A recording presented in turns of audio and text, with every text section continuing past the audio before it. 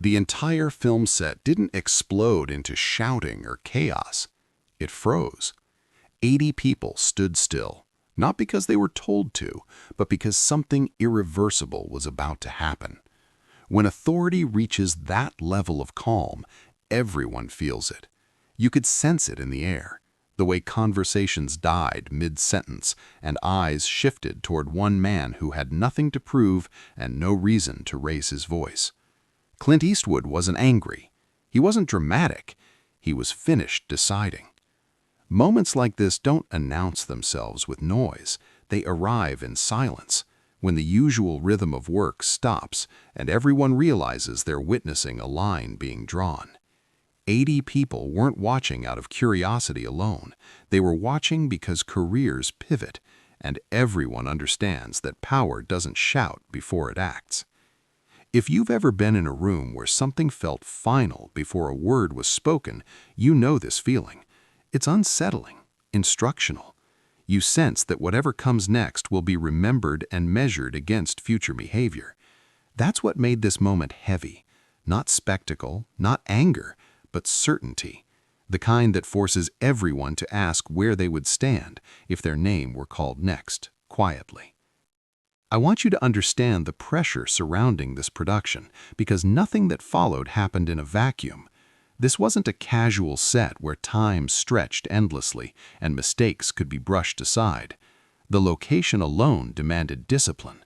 Remote terrain, unpredictable weather, and limited access meant every hour mattered. When light was lost, it didn't politely wait. It disappeared, taking money, momentum, and morale with it. That reality shapes behavior fast. Clint Eastwood understood this better than anyone present. He wasn't just acting, he was directing, producing, and carrying the financial weight of the entire project.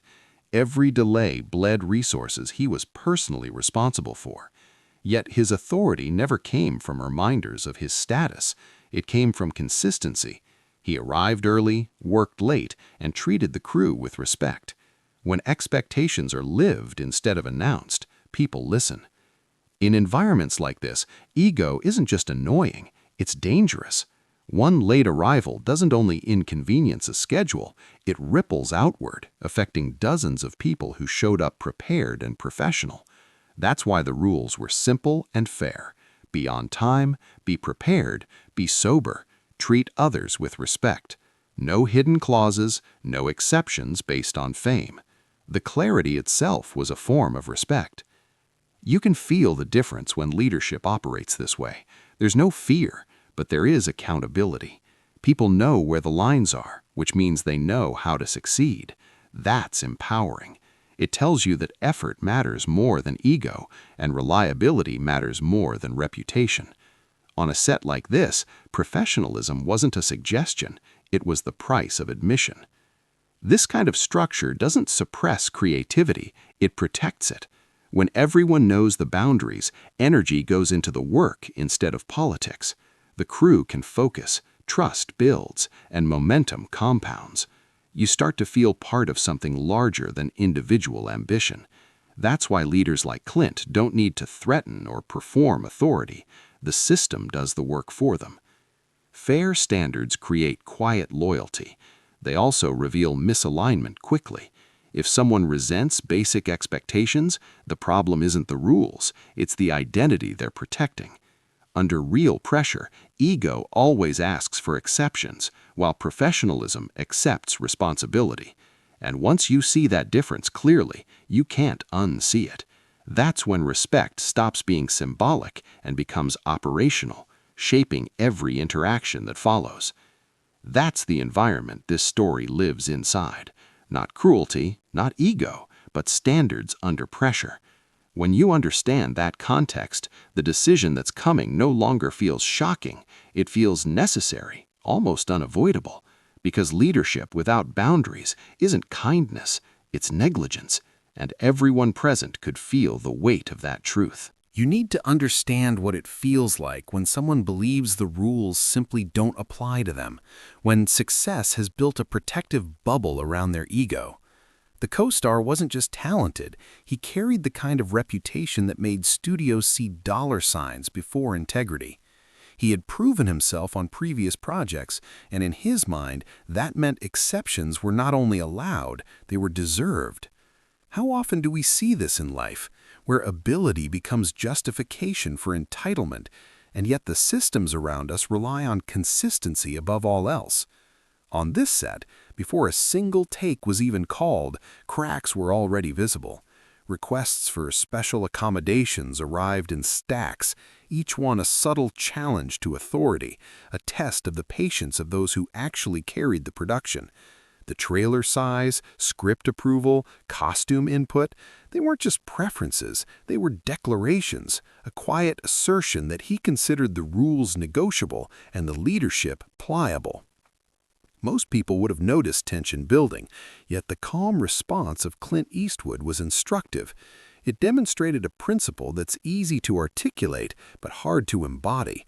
Fairness is measured not by indulgence but by consistent boundaries. The contrast between a man operating under the rules and someone assuming they transcend them is stark, and it's psychologically gripping. The crew, and eventually the audience of this unfolding drama, could sense it.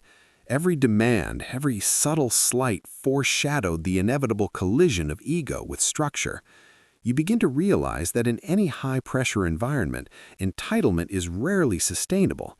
It's like trying to float in a current that refuses to bend for you.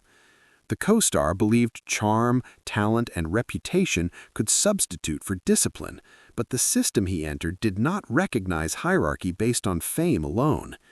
Each interaction, each expectation challenged or ignored heightened a tension that was almost tangible, a slow-burn pressure accumulating beneath polite smiles and professional facades.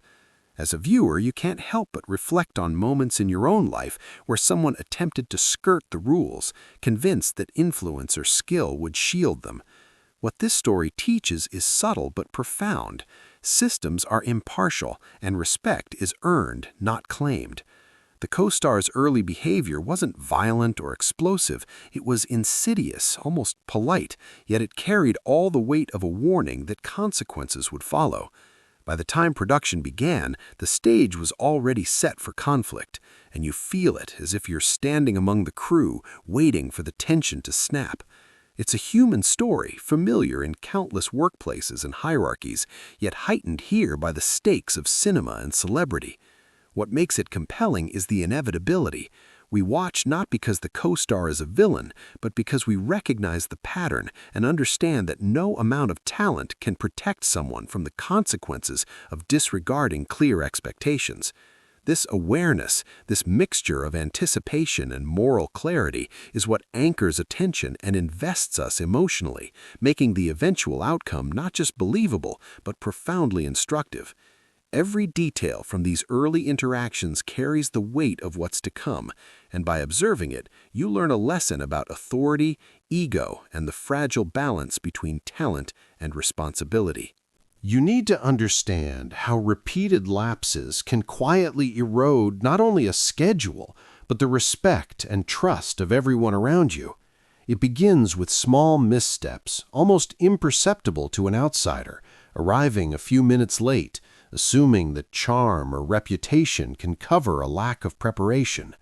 But each infraction carries weight, especially when the environment is high pressure and every detail matters.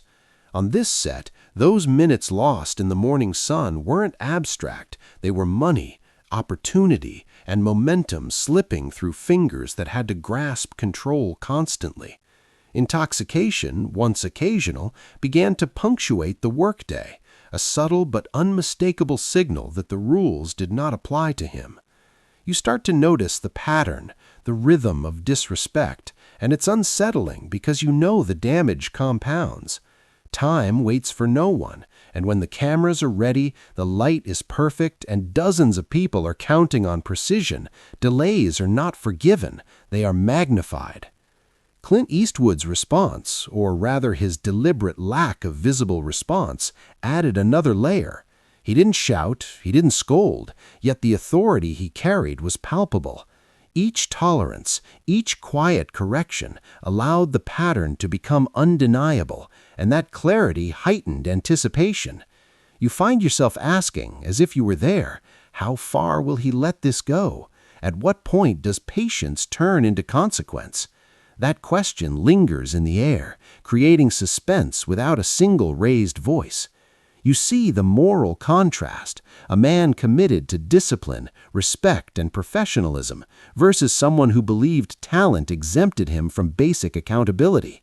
The tension isn't manufactured, it's inevitable. Every repeated violation made the eventual reckoning feel like it was both necessary and unavoidable. It wasn't spectacle, it was cause and effect, escalating naturally with each misstep. Late arrivals, drunken mornings, condescending remarks, all minor on their own, but together they formed a chain, each link heavier than the last. You sense with every passing scene that patience is not infinite, that authority does not need dramatics to assert itself, and that the accumulation of small choices ultimately dictates outcome. The quiet severity of consistency teaches more than anger ever could. By observing this, you recognize patterns in your own life. How often do repeated disrespect or missed commitments accumulate unnoticed until they threaten something larger? The story becomes not just about a co-star or a film set, but about human behavior under pressure, the inevitability of consequences, and the way restraint can heighten tension rather than diminish it. There is power in measured responses, in allowing the pattern to reveal itself, in demonstrating that fairness is about boundaries, not favoritism. As you reflect, you realize the lesson isn't just cinematic, it's personal, a mirror for how responsibility and professionalism define the trajectory of a career long before a final judgment is pronounced. Have you ever been in a room where the air itself seemed to pause, where people move but the energy feels suspended, like something monumental is about to unfold? That was the feeling on this set that morning. 80 people gathered, not for a routine briefing, not for a rehearsal, not for a typical call to action, but for something far weightier, a reckoning. The stillness was almost palpable, each heartbeat amplified by anticipation, each whisper of wind carrying the unspoken question, what is about to unfold? You can feel it, even if you weren't there, the tension stretching across the silent faces of those who had come to work, to create, and suddenly realized that mere presence would not suffice. Responsibility had a voice that morning, and it spoke with clarity through the calm authority of a man who had seen everything before, yet refused to be provoked. The crew, seasoned and untested alike, understood instantly that this assembly was not a routine gathering. There was a gravity in the absence of movement, a kind of quiet that demanded reflection. Why was everyone being asked to witness this moment together? Why had the usual morning chatter evaporated into expectancy? These are the subtle cues that teach us how humans respond when authority is exercised not through spectacle, but through inevitability. No one laughed, no one whispered, no one made excuses. The collective attention was drawn to the reality that choices have consequences, and some consequences are not negotiable. You feel in your own life that same awareness when a leader or system communicates not through threats, but through the inevitability of action. It compresses the emotion, heightens attention, and forces clarity of thought. Every step, every glance, every pause contributed to a sense of compression that made the unfolding moment almost unbearable. People instinctively measure themselves against the standards being enforced, wondering where they stand if roles were reversed, if they were the subject of scrutiny. Public accountability has this effect. It compresses ego and exposes true priorities. You watch and learn because the psychology is universal. Witnessing consequence sharpens understanding, and human attention is magnetically drawn to moments of inevitable justice. You ask yourself, how much tolerance remains? How much will be overlooked before finality arrives? The answers lie not in noise, not in threats, but in the way the stillness carries weight, in how silence itself becomes a teacher. This assembly wasn't meant to humiliate, it was meant to instruct, to crystallize understanding. It framed the pattern of past behavior, the violations accumulated over time, and transformed them into a lesson that would resonate far beyond the set. The inevitability of the decision was palpable, yet it arrived without chaos, without theatrics. Witness psychology teaches us that humans remember not only what happens, but how it feels to recognize inevitability before the act is revealed. There is a compression of emotion, a sharpened focus on morality and consequence that anchors the memory and intensifies the lesson. It's a tension that lingers, a quiet understanding that clarity and authority can dominate more effectively than anger or spectacle. In that moment, you realize that leadership is as much about the unseen control of environment as it is about decisions. People observe, and the observation shapes behavior. The crew understood that day what discipline meant, not as an abstract concept, but as a tangible force with measurable effects. You begin to sense it yourself, the power of calm, the weight of inevitability, and the silent pressure that compels alignment without a single word raised in anger. What we witness is not punishment alone, but the manifestation of standards made unavoidable, a lesson in responsibility, consequence, and the quiet authority that shapes the trajectory of everyone within its sphere. That morning, anticipation, awareness, and moral clarity converged into a moment that no one present would forget. Have you ever witnessed authority exercised not through anger but through calm certainty?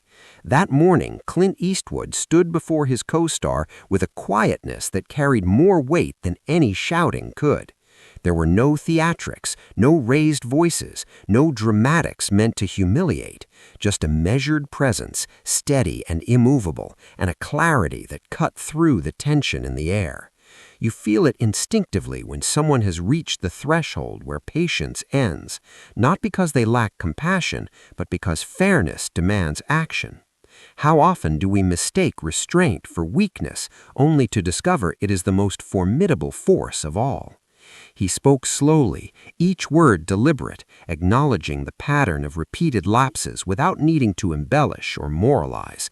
The lateness, the intoxication, the condescending remarks, the disrespect shown to those who had given their effort faithfully, none of it was ignored, but none of it provoked theatrics either. It was accountability personified. You can sense in your own life the difference between chaos disguised as justice and justice delivered with calm precision. The co-star had believed talent and fame insulated him from consequence, yet here was the demonstration that systems, expectations, and integrity are indifferent to ego. No one is above the baseline of professionalism. The words were simple, but the effect was profound. Your mind instinctively calculates the stakes when clarity is absolute. Choices have consequences, and inaction is no longer an option. The co-star could not argue, could not appeal, because the boundaries had been established long before this confrontation. Every person present, all 80 witnesses, absorbed the lesson silently. Power, when exercised with clarity and fairness, doesn't need applause to be recognized.